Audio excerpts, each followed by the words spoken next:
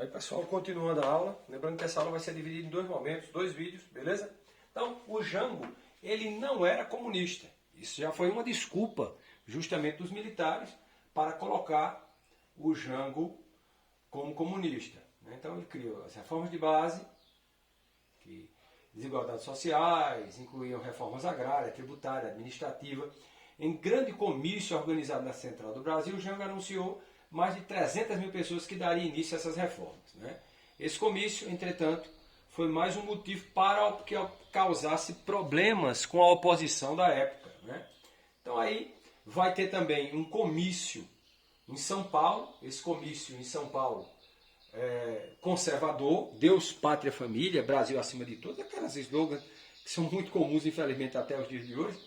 E aí o pessoal, com aquele velho discurso, acabou colocando os militares no poder. Desgastado com a crise econômica, com a oposição dos militares, o presidente procurou fortalecer-se, participando de manifestações, comícios, que defendiam suas propostas. O discurso pregava o fim da política conciliadora do presidente, com o apoio de setores conservadores, que no momento bloqueavam as reformas no Congresso. Então era um problema também de Jango governar sem o apoio do Congresso. Defende a reforma da Constituição para ampliar o direito do voto de analfabetos e militares de baixa patente. E critica seus opositores. E aí, finalmente, acontece o golpe militar de 64, em 31 de março. Tropas militares lideradas pelo Luiz Carlos Guedes e Olímpio Mourão. Olha o Mourão aí na história de novo, sempre tem. Desencadeiam um movimento golpista. Em pouco tempo, comandantes militares de outras regiões aderiram ao movimento. E em 1 de abril, João Goulart praticamente abandonou a presidência e no dia 2 foi embora para o Uruguai. Depois na Argentina, ficaria lá. Hoje nós sabemos que Jango foi envenenado, inclusive pelo próprio regime militar. Ele foi uma das vítimas, é comprovado isso, que ele não morreu de parada cardiorrespiratória, ele morreu por envenenamento, e isso é comprovado. Movimento conspirador, que depois Jango, a presidência, reuniu os mais variados setores, empresariados, banqueiros, Igreja Católica, os próprios militares. Lembrando que era a Igreja Católica na época, porque era a maior igreja, era mais de 90 e tantos por cento.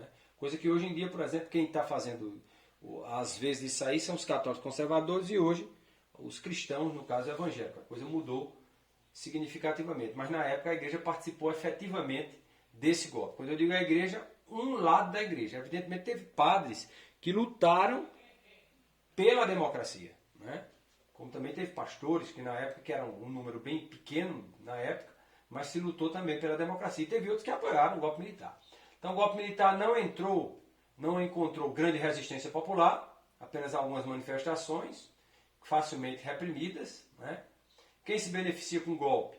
Estados e pesquisas apontam entre os que apoiariam o golpe militar, haviam muitos especuladores de capital, banqueiros, internos e externos, latifundiários, setores da indústria mecânica, construção civil, cúpulas de algumas igrejas católicas e protestantes, principalmente políticos oportunistas, que levaram vantagem nesse golpe militar. Os maiores financiadores do golpe foram, notadamente, os grandes oligarquias do Brasil, além das multinacionais e do próprio governo dos Estados Unidos, aqui estadunidense, que é quem vai ganhar. O IPES, principal órgão de suporte ideológico do golpe, tinha como maioria financiadores 6 empresas: Refinaria União, Construtora Rabeiro, Light, CIA, Docas de Santos, a ICOM, Listas Telefônicas Brasileiras e 300 empresas norte-americanas que bancaram o golpe militar. Então, o golpe não foi dado pelos militares apenas. A morte de Jango. Jango morreu oficialmente vítima de um ataque cardíaco no município argentino. Existem, contudo, suspeitas, esse slide é antigo, hoje nós já sabemos, que houve envenenamento de João Goulart. Ele foi assassinado por agentes na Operação Condor.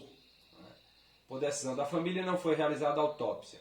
Isso porque esse slide, repito, gente, é um slide antigo. Jango, na realidade, foi assassinado. Beleza? Então, o fim do governo de Jânio Quadros. Infelizmente, uma história brasileira dura, cruel, que nós vamos estudar nas próximas semanas, o golpe militar de 64. Houve realmente golpe. Só para você ter uma ideia, tudo isso promoveu o golpe, que beneficiou inúmeras pessoas, né? Tudo isso aqui. Então, indústria mecânica, construção civil, cúpulas da Igreja Católica e protestantes, principalmente políticos oportunistas, que trocavam partido independente da sua orientação ideológica. Então, esse pessoal fez tudo isso. Depois esse golpe se acentuaria mais ainda, porque a ideia de Castelo Branco, da Escola Superior de Guerra, vai ser deixada de lado, e você com Médici, depois, com Costa e Silva, que adoece, depois tem que sair, e Médici, a coisa desanda, e você vai ter um militar linha dura. Aí é quando você vai ter morte, prisões, torturas, censura, enfim. Mais de 20 anos de ditadura, que só acabaria lá por volta de 1985, quando você tem uma eleição interna, né, e só em 90 é que nós voltaríamos a votar. Infelizmente elegemos Collor, mas foi democraticamente retirado também do poder.